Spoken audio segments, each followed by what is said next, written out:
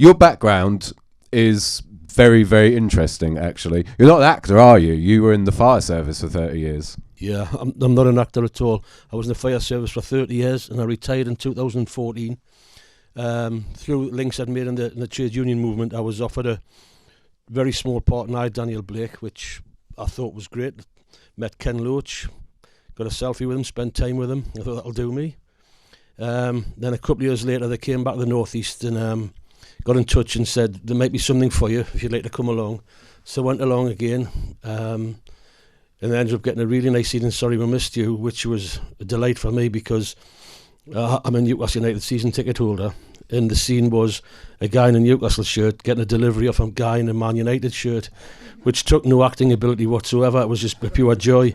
But then in 2019, I'd kept in touch with Paul Laverty, the scriptwriter, and we met up for a coffee. And at the time, I was working behind the bar in a pub in a former mining community in County Durham. And we just had a chat about what's happened to the villages in that part of the world. And Paul was already having conversations with refugee groups and such like. And it ended up, I drove Paul, and then a few months later, I think it was in June 2019, I drove Ken and Paul around the villages in County Durham, which have been decimated in the last 50 years. And then COVID hit. So everything was put on hold for 18 months at least. And then, I think it was September, October 2021, things sort of got back into gear, and here we are. So no, it's I was sitting, as I said, we did a Q&A at BAFTA the other night, and the guy said it was so much, what's it like to fulfil your ambition to act? And I said, I've never wanted to act. I've got no desire to do this again. I fell into it by luck and chance, and because of the people that Ken has around him, who are wonderful, generous, caring people, I somehow managed to get through it. But so I'm going to pick up on something you said just then. So you've just had one of the lead roles in what might be Ken Loach's final film, yet you don't want to do this again? Really? God, no. Why have you come to that conclusion? I'm interested. Well, two things. One, it's definitely his last film. He will do other things, but he won't make another feature film. There's no doubt about that. I couldn't have done this for anybody other than Ken Loach. The anxiety, the imposter syndrome I had leading up to it was crippling. I've told the story a few times, but Ken doesn't rehearse, never rehearses a scene at all. But the opening scene where the bus arrived in the village, it was going to be very complex. And at that time, they weren't sure they were going to film it the way they did with photographs. So we actually had to rehearse that scene. And at the end of that day, I just thought, I've got no business being here. The guy who had the black and white shirt on, Rocco Neal, he's a proper actor. He's making a film now up in Scotland for Rebecca O'Brien, who's the producer of this, and he's brilliant. And I watched him and I just thought, what the hell am I doing here? That's genuine. And we had a reception that night. It was a Thursday night, and I was just standing there thinking, how do I get out of this? And I mean, genuinely. And then a fabulous, incredible woman called Anita Brolly, who was the lead makeup lady on the film, saw something. Didn't know me at all at the time.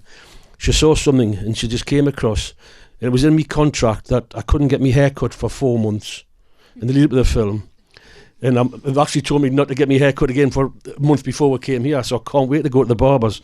But so I was just standing there, and she came up to me, and she said, I'm just going to titivate your hair a bit. And she did that. And then she said, I'll go and have a word with Ken. Next thing, she comes back and she said, right, Ken said I can do something with your hair. Come on. And this is hand on heart. I was walking up those stairs towards the makeup room, and I was genuinely thinking, what illness can I feign to get out of this? I was absolutely crippled. I thought, and the following day was the first day's filming, just for me. The following day was Friday the 13th. So I walked up with Anita, and she sat me in a chair. I can remember the odd thing that she said, but after about 20 minutes, I got out of her chair, thanked her, and not for 1 minute did I think this is going to be a piece of cake. But I walked in there thinking I can't do this, and I walked out of there thinking I might have a chance of doing this. So Anita Brolly, God bless her, was the person, and every day I sat in the makeup chair, because the filming was 30 and a half days, and I think I was there 29 of them. So every day I sat in a makeup chair and she just talked this absolutely wonderful Lilton Irish voice, just every day, just kept reassuring us and reassuring us. If it hadn't been for the likes of Anita and other people in the cast, Trevor Fox, who takes the role of Charlie, I couldn't have got through it. So I don't think that any other filmmaker other than Ken creates that atmosphere. You know, everyone who's spoken to me said, you know, Ken's films are unique. Now, I don't want to put myself in the position where there's egos and stuff like that, because there's no egos in Ken's film. You know, there's no cars. Everyone just gets in the van. One day I could be sitting next to Ken. The next day I could be sitting next to the lad bringing the sandwiches. There's no hierarchy. The person who's there for one day is as important as the person who's there all the way through. And I'm being constantly told that that's not the case elsewhere. So I've done 3 Ken Loach films, and if that's the lot, I'm quite happy with that.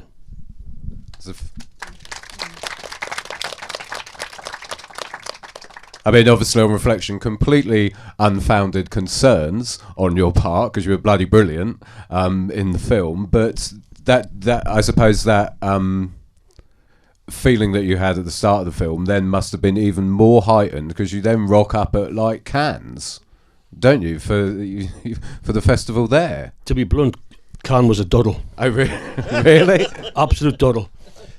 We'll finish filming. In the July, we'd finished, done the 6 weeks. We had to come back 10 days later to film at the Gala, which is the second Saturday in July every year. It's my favourite day of the year. If you've never been, you get the chance, go. It's an incredible day. So we'd finish filming, and then you just hear nothing for months in terms of what's going on. Then about 3 months later, I got invited down to London to go in the editing suite and watched Ken and Jonathan do the editing. And Jonathan said to me, he says, we're just cutting your best scene in the film now. And I went, all right. And it was a scene in the cathedral. And I just said, Jonathan, I don't say a word. And he said, exactly. He says, but you listen. And I watched myself. I mean, I think this is. I mean, I only came in towards the end of the film there, but I mean, I know what he means now. I can say that, but the anxiety I had was crippling, because all the way through filming, and Ken has people that've worked with him for 40 years, and people kept saying to us with the best of intentions, you know, don't worry, you'll be going to Cannes next year. Ken always goes to Cannes. I was like, thanks, yeah. So it got to the point where I was thinking, right, if this doesn't go to Cannes, it's on me. Because I'm the lead actor, so if it's crap, it's on me. So I got the phone call, like it was in April. I knew they were going to announce the entrance and the competition entrance on the Thursday morning, and I was just sitting at home in my phone, and it's still surreal to see Ken Loach ringing. And I looked at Ken Loach. I was like, "Hi, Ken." And he was like, "Hi, Dave. You better get a bow tie. We're in." And I mean, he was over the moon. He was ecstatic. And to be honest with you, the minute I knew we were in Cannes, I just felt a physical burden off my shoulders, because I knew I can't be that bad if we're in Cannes. And that was so. I went to Cannes and just enjoyed every minute of it. I had no nerves, no anxiety. It was absolutely exceptionally enjoyable. But last Thursday, we did a premiere in Newcastle, and I was terrified. Home turf, though, so exactly. I mean, you talked briefly before about the fact that Ken doesn't tend to rehearse as well. As a I suppose untrained actor, is that a good thing or a bad thing? Because watching the film, I don't know, it might have just been me. Some of the scenes, a lot of it felt improvised dialogue that you were kind of working as you went along, and if there's no rehearsal, then I'm going to guess it was the case. Is that better or worse for someone who's got no training? With my vast acting experience. With your vast acting experience, what do you think? What Ken does, he does a lot of takes. Some scenes, there might be 14 takes. In the scene in the pub where they're talking about the house value, and Charlie said it's only worth $8,000, we're screwed and all that. I think we did that scene about 40 times, because Ken tends to use one camera, and because there were so many people in, we had to keep redoing it until we got what Ken wants. So there's no rehearsal. The only rehearsal we did was for the first scene, because logistically they had to try and work out camera angles. There is a script, I've got to make sure I say that, because there's a sort of this myth going around that you can just wing it. You can't. Paul Laverty, the scriptwriter, is one actor in one of his films made a comment that we just improvised, and Paul was not happy. There is a script. You're allowed a little bit of latitude, but if you're not allowed just to say whatever comes into your head. There's the odd line that I put in, and if Ken likes it, it stays in.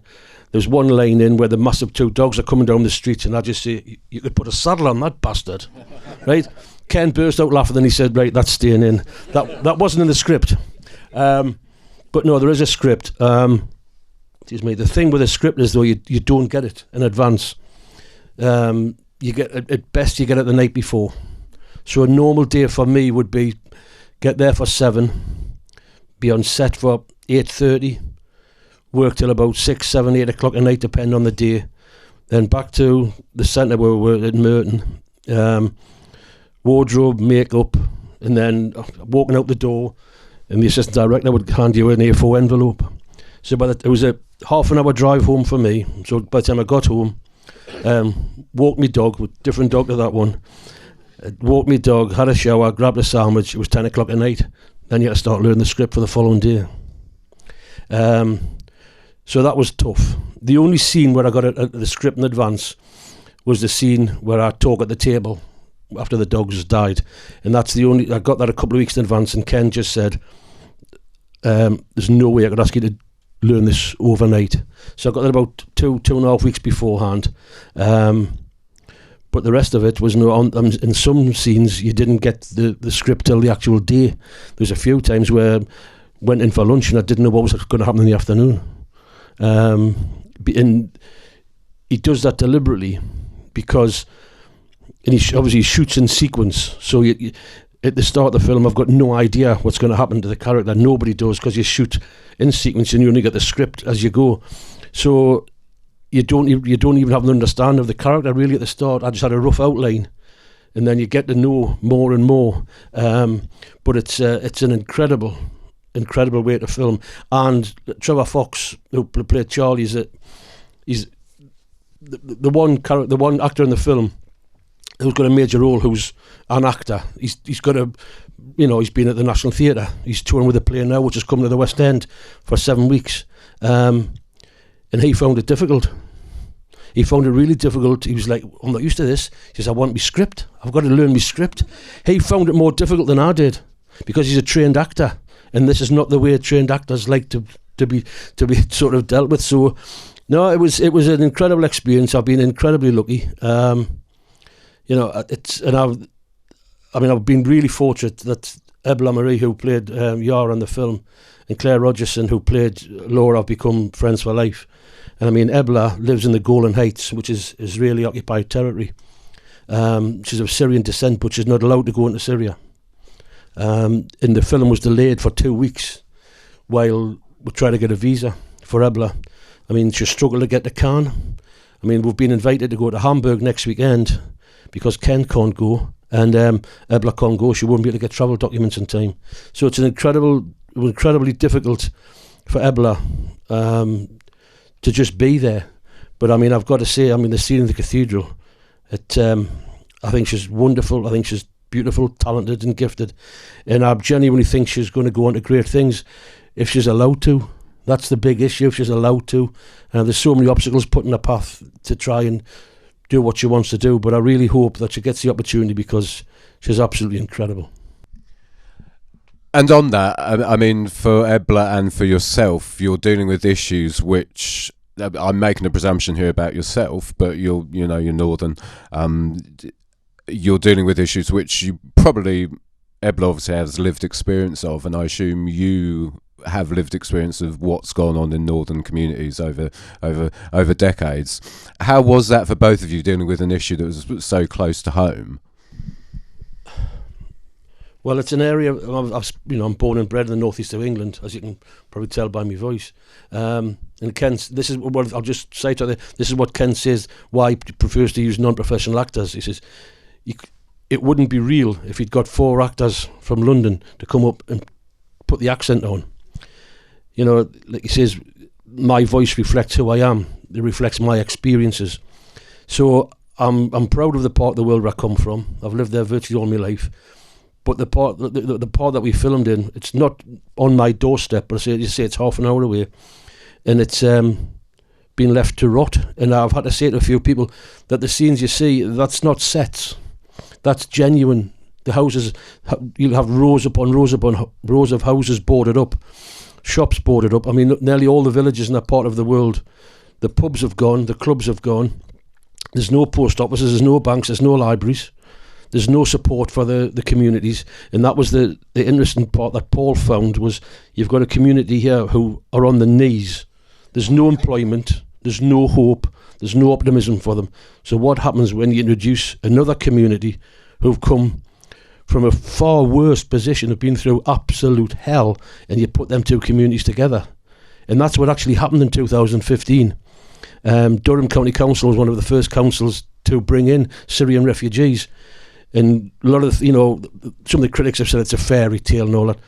Everything that happened in the film, including eating together, that actually happened in communities in County Durham around that time. So it's not a fairy tale, it's not a documentary, but it's based in reality. Ebla found it particularly difficult because she's of Syrian descent, but she's never lived in Syria. Now, all the people who take the parts of Syrians in the film, the families, they are all genuine Syrian refugees. Every single one of them. The lady in the wheelchair who's lost her legs, she lost her husband, her son and her daughter and her legs in a bomb blast. Now, to listen to her talk, it's just incredible. So Ebla faced a little bit of a turmoil in her own head, because she was playing somebody from Syria without having that experience. But she couldn't have done that without the generosity of the Syrian families who welcomed her, and they helped her with her accent, because she was so wanted to be right. She wanted to have the right accent. We couldn't tell the difference, but she knew the Syrians would, and that was so important. So she spent a lot of time getting it right and dealing with them. But there was one young lad on the film, and he was a little bit disruptive, and it was one of the first scenes, and people were getting annoyed with him. And then I was told, and he plays the tall son, the youngest of the family, and he's the eldest son, and he's 13-year-old, and we're filming that. And he's got you can't really see it in the film, he's got a huge scar on his forehead there. That's from shrapnel, from a mortar bomb, which blew his cousin up, who was standing 6 feet away from him. So you can't even imagine what that 13-year-old boy's gone through. So, any issues that we had, pale into insignificance when you hear those stories, and yet they were all willing to put themselves on film, open themselves up in such a manner which was incredibly humbling for all of us. Ken and Paul found it extremely difficult, because they spent a lot more time than I did, but the generosity of spirit was absolutely incredible. And I hope that, I think we're quite confident that we've done the Syrian community justice. There's been a little bit of criticism that we've underplayed it, but there will be a slightly extended version coming out on DVD and Blu-ray and whatever in a while, and there's going to be a couple of scenes in that were cut out of the film just because it was deemed that they were probably not graphics, the wrong word, but they were just too confrontational in terms of the story of some of the Syrian families. That's really interesting. Thank you for sharing that. And I mean, in the film, TJ is almost the bridge between, or trying to be, I suppose, the bridge between these two communities. And it's, I mean, I don't know. Again, for me, I don't know what everyone else thinks. I'm going to throw to questions in a minute. It's very interesting. Living in I live on a council estate in South London, and I've never lived up north, but there's similarities between really impoverished estates in London and impoverished areas up north, and seeing on film what I know is reality in terms of that you have predominantly white working class people who are not inherently racist. They're not inherently racist. They've just been screwed over for decade after decade after decade. And then seeing it juxtaposed with the refugees coming in who have led horrendous lives. You don't often see those two sides put together. The narrative, especially around working class communities, is often missed out, and we're never going, in my opinion, we're never going to progress until both sides are heard and understood, which is what this film tries to demonstrate, I think, with TJ being the bridge between these two sides. I mean, do you think that the film achieves that goal of showing both sides of the reality of the situation? I mean, I hope so. I mean, Paul's script was so beautifully done, because it would have been very easy to stereotype the people in the pub as, swastika wearing, angry, but they're not. The people who've been beaten down by the system. And I think we've been talking about this quite a lot in the last few weeks, obviously. And there's one scene which Ken and Paul and I have discussed, and it's a scene where after the pub's been flooded and everything, I go to Charlie's house and I just say, you're not a stupid man, how have you become this? And I think that's the question that the film asks for the local community, is why have good people with a traditional background of solidarity and strength and community been put in a position where they're angry, there's hate, there's resistance to anybody coming from outside. And I've seen that, it's prevalent in all parts of the northeast as well as other parts of the country, and it's not going to change the world, we know that, the film. But I mean, what I've said is, I hope people come with an open mind, they put aside what they might read or hear. These are people who've come from a war zone, and when they came into County Durham, yes, there was a welcome, but there was also an awful lot of resistance. And I think that Paul has managed to capture the spirit of what's happened, in the sense of if you take if a person has no hope in their lives, then they only see negativity. And what's happening in the northeast is that the far right are now seeing that as a fertile ground. So the far right are very, very, very active in the northeast of England now, and it's becoming really dangerous situation with the far right, and that they're coming into villages which 50, 60 years ago that have been driven out. The northeast has a strong tradition going back to the 30s. Moseley was chased out of villages, and the fascists were chased out. Now, I was a member of the Labour Party. I'm no longer a member, but I used to, before the last election, I went around knocking on doors and leafleting thousands of doors, and you're met with a hostility which I've never experienced before, and there's more people prepared to be openly racist. I mean, when we talked to Paul about this before we're filming, I just said that I would stand behind a bar in this village in County Durham, and I wasn't allowed to challenge the racism. They're punters, keep them going, don't say anything. So I had to stand there, and time after time after time, I was just stand there listening, and I heard language that I haven't heard since the 70s. Phraseology which I thought had been gone, and it's back, and it's been used casually, repeatedly. People don't even think about it, and it's not challenged. It's just become the norm. I got off the tube last night at Whitechapel, and I walked down Whitechapel Road to my hotel. And I don't know the background of the community. I don't know. I was there for one day. But that's not a scene you'll see in the northeast, of just a complete diverse community. You'll see in the west end of Newcastle there's a small Pakistani, Bangladeshi and Indian community side by side. But in the villages, they predominantly have been white, and they've got no one to blame. So when things are, like I said in the film, when the life goes to crap, you look for a scapegoat, and that's what's happening. And that's why it's a long-winded answer, but that's why the far right are now becoming frighteningly active in the northeast. It's a really, really, really worrying time. No, absolutely. We'll continue kind of on this discussion. I just want to throw it over to the audience now for those. Mm-hmm. That's absolutely fine. So. Yep. Has anyone got any question? One person right at the back. On what you just... I don't know if it's working or not. Thank you very much, by the way, for coming. On what you just said about the strength and solidarity in the community, I noticed that the banner said strength, solidarity, and resistance, and I wondered if there had been any discussion about what that third word was. Yeah, that's a really good question. It's a great slogan, and Ken's very keen to, Ken's been, for 87-year-old, the energy and anger he's still got is incredible. Ken's at the forefront of trying to organise some form of resistance, because obviously the Labour Party's not open to him anymore. So Ken and other people are trying to think of a way of forming some sort of coalition of people whereby they can find a way forward.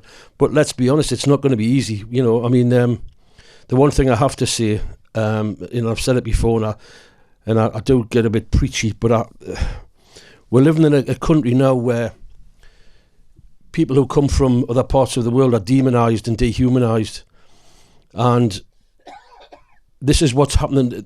It's an enabler for people in the northeast who their life is not great.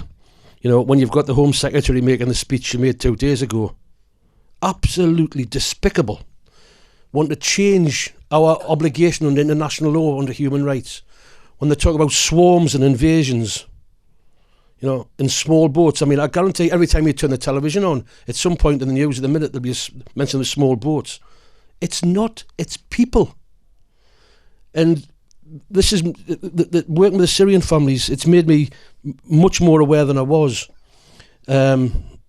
Because when you've got people who've come from a war zone and they've gone through what they've gone through, they bear the physical and emotional scars of what they've gone through, and they come here and have to hear our Home Secretary using language like she's done, and I personally find it immoral what she's said and what some of the other politicians have said.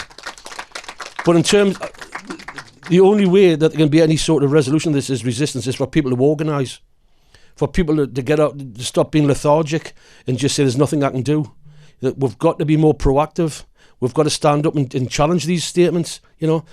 If you're so desperate you're willing to put your child in a boat to cross the channel, how bad must your life be? The percentage of economic migrants, as I say, is negligible. We've got a lot to answer for the West, for what's happened to these countries, and we're shirking our responsibilities.